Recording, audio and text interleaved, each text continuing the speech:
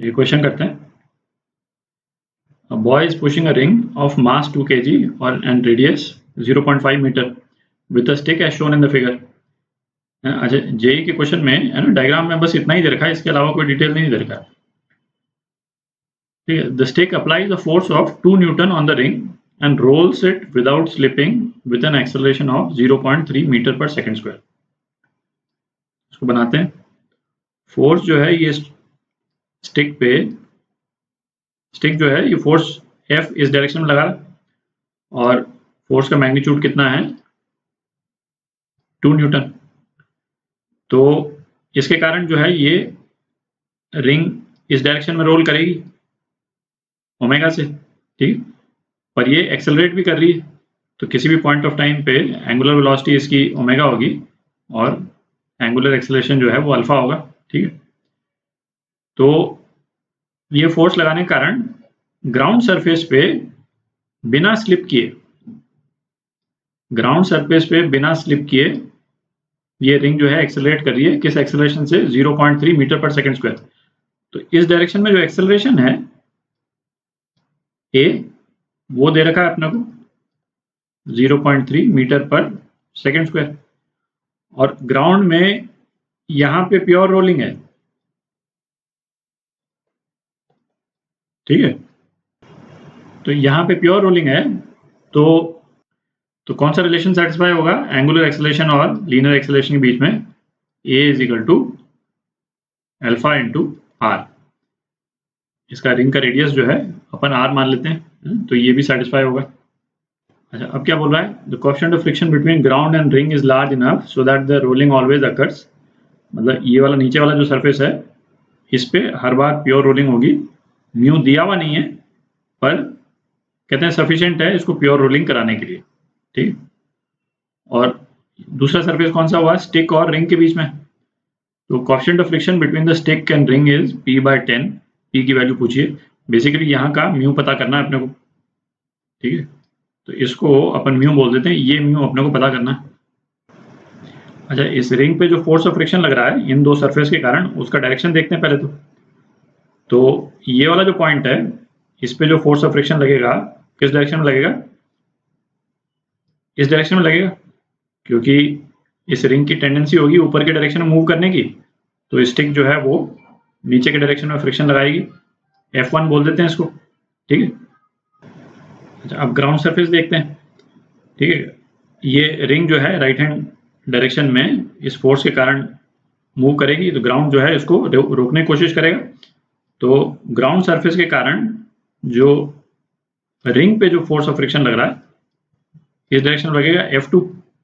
ठीक है, अच्छा, तो इसमें जो स्लिपिंग जो है वो किस वाले सरफेस पे हो रही है?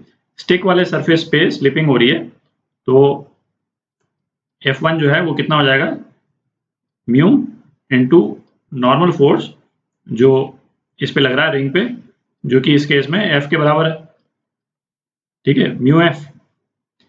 अच्छा, ये चीज अपन F2 के बारे में नहीं लिख सकते हैं, है ना। F2 जो है वो हम नहीं लिख सकते हैं कि वो यहाँ पे जो भी यदि फोर्स ऑफ यदि कोएफिशिएंट ऑफ फ्रिक्शन यदि मैं म्यू जी बोल देता हूँ, ठीक है, तो म्यू जी एम जी ये अपन नहीं लिख सकते हैं।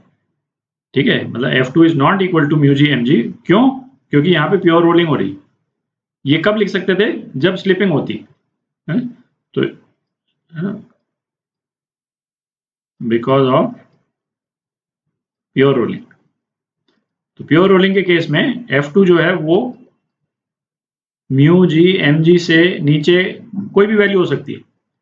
ठीक है, उसके बराबर भी हो सकता है, बट उसके कम कोई भी वैल्यू हो सकती है। तो इसको, इस इक्वेशन को अपन मतलब F2 is equal to mu M G अपन नहीं यूज कर सकते। ठीक है, तो अब इक्वेशंस लिखते हैं इसके मोशन की। तो एक तो लीनियर मोशन, तो एक्स डायरेक्शन में दो ही फोर्स हैं, एक तो फोर्स F और उसको अपोज कर रहा है F2। तो F माइनस F2 ये कितने के बराबर हो जाएगा? ma के बराबर हो जाएगा। ठीक है, और दूसरा जो है इस रिंग पे टॉर्क लग रहा है। ठीक, और टॉर्क किसके कारण लग रहा है? F2 और F1 के कारण लग रहा है। ठीक है, तो टॉर्क आई अल्फा के बराबर होगा, और और वो कितना हो जाएगा F2R माइनस F1R। ठीक, आई की वैल्यू डाल देते हैं, चूंकि ये रिंग है तो ये हो गया mr² इंटू अल्फा। तो यहां से अपने पास में क्या आ गया, ये r कैंसिल आउट हो गया और r अल्फा को अपन एक्सेलरेशन लिख सकते हैं। ठीक है, और क्यों लिख सकते हैं, क्योंकि प्योर रोलिंग हो रही। ठीक है, इसलिए अपन इस रिलेशन को यूज कर रहे हैं। तो F2 माइनस F1 कितना हो गया, m इंटू ये एक्सेलरेशन हो गया m इंटू ए। ठीक है, तो यहां से अपन F2 की वैल्यू निकाल लेते हैं। तो F2 कितना हो गया, F1 है म्यू एफ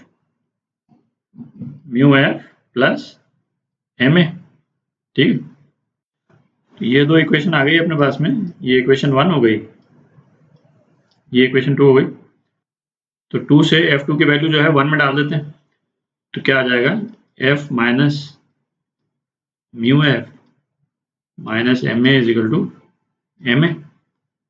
ठीक, अब एक्चुअल वैल्यू डाल देते हैं, 2 minus 2 mu is equal to twice m a. तो 2 इंटू मास है 2 kg इंटू 0.3। ठीक, तो म्यू कितना आ गया, म्यू 0.4 आ गया। ठीक, तो P जो है वो P कितना हो जाएगा, P चूंकि म्यू जो है P/10 है तो P जो है वो 4 हो जाएगा। ठीक, ये आपका आंसर P = 4।